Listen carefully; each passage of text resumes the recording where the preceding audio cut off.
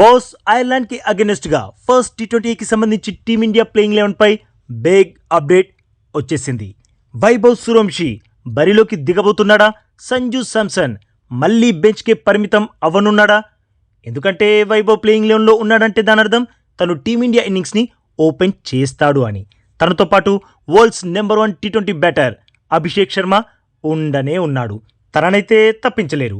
మరి టీమిండియాకి T20 world cup అందించిన player, world కప్లో నాకౌట్ మ్యాచ్ల్లో ఒంటి చేత్తో టీమిండియాని గెలిపించిన ప్లేయర్, ఫైనల్లో కూడా దమ్ము చూపించిన ప్లేయర్ సంజు శాంసన్ని ఓపెనర్గా తప్పించేస్తే అసలు సంజు ప్లేయింగ్ 11లో ఉంటాడా? వీటన్నింటికి సంబంధించిన లేటెస్ట్ అప్డేట్స్ ఏమేమి వచ్చాయో, టీమిండియా ప్లేయింగ్ 11 ఎలా ఉండబోతుందో ఇప్పుడు చూసేద్దాం బాస్.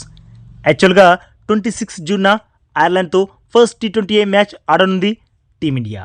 ఈ మ్యాచ్ వైభవ్ సూర్యవంశీకి మెన్స్ ఇంటర్నేషనల్ క్రికెట్లో ఫస్ట్ మ్యాచ్ అవ్వనుంది. అంటే సూర్యవంశీకి డెబ్యూ మ్యాచ్. ఈ మ్యాచ్ తనకి డెబ్యూ మ్యాచ్ అవ్వాలంటే ఫస్ట్ తనకి ప్లేయింగ్ 11లో అవకాశం ఇవ్వాలి. ఒకవేళ అవకాశం ఇస్తే మాత్రం వైభవ్ బ్యాట్ పట్టకుండానే చరిత్ర సృష్టించేస్తాడు.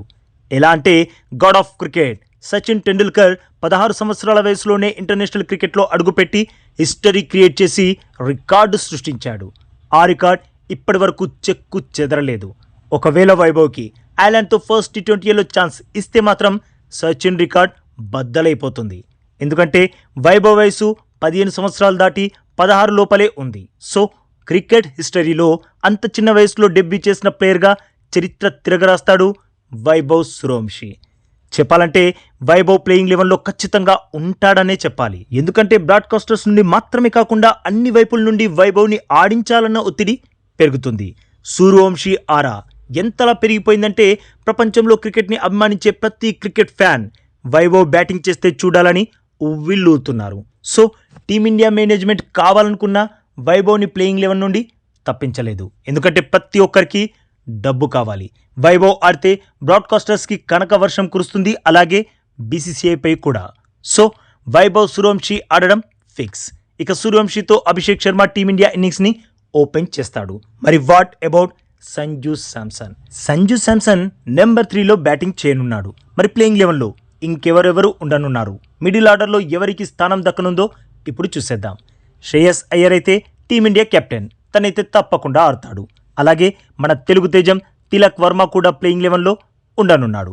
ఇక నితీష్ కుమార్ రెడ్డి పేస్ బౌలింగ్ ఆల్రౌండర్గా బరిలోకి దిగుతాడు అనుకుంటే ఇంజురీ వల్ల టీంకి దూరం అయిపోయాడు. తన స్థానంలో శ్రేయాన్ షెడ్గేకి అవకాశం దక్కనుంది.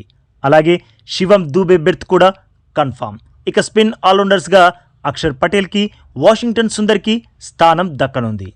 టీంలో స్పెషలిస్ట్ స్పిన్నర్ని ఆడించే అవకాశం ఆల్మోస్ట్ లేదనే చెప్పాలి.